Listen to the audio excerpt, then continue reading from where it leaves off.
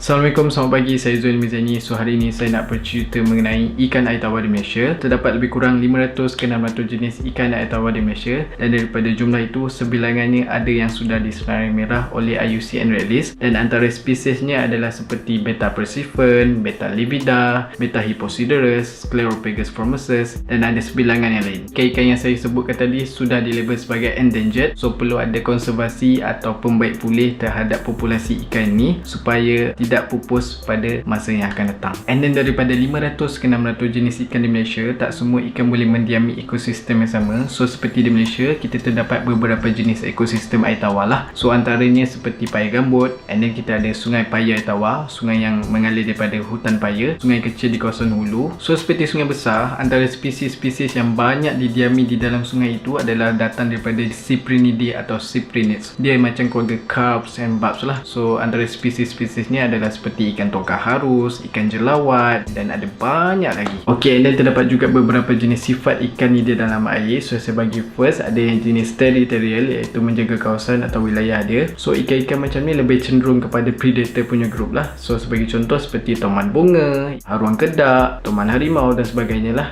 So yang kedua ada yang jenis schooling, iaitu yang berenang dalam kumpulan. So ikan-ikan macam ni lebih cenderung kepada Cyprinidae punya group. So saya bagi contoh seperti Rasbora trilineata, Rasbora vulgaris, Rasbora elegans, dan banyak lagi, lebih kurang 100 spesies Cyprinidae punya group ni dekat Malaysia. Paya gambut ni agak unik juga daripada segi habitat atau semula jadinya. Ia adalah ekosistem yang beresid sebab ia melepaskan tannin dan asid organik yang tidak hancur ke dalam substrate-nya. Jadi sekiranya kalau berlaku tsunami, hutan paya bakau ni akan bertindak sebagai first blockade, iaitu mengecilkan pergolakan air daripada kesan tsunami ni. Tapi air akan terus masuk juga dekat hutan paya bakau ni. So apa yang paya gambut ni buat, ia bertindak sebagai second blockade, iaitu menakung air daripada kesan tsunami ni. Dan 90% daripada paya gambut adalah air, dan 10% daripada itu adalah bahan organik. Ikan-ikan dekat paya gambut ni tak kurang hebatnya dan tak kurang menariknya. Antara ikan-ikan ni adalah seperti ikan kepar, ikan patung, ikan kepala setan dan sebagainya. Okay, and then terdapat juga spesies-spesies endemik di dalam paya gambut kita. So apa dia endemik ni? Ia bermaksud spesies ikan yang terhad kepada sesuatu kawasan. Boleh jadi ia endemik to geographical range, habitat dan lain-lain. So di dalam konteks ikan ni ada dua contoh. Channa bancanesis, ia hanya boleh ditemui di paya gambut saja. So itu bermaksud endemik to ekosistem kerana ia boleh ditemui di banyak negeri juga dekat Malaysia ni, seperti negeri Johor,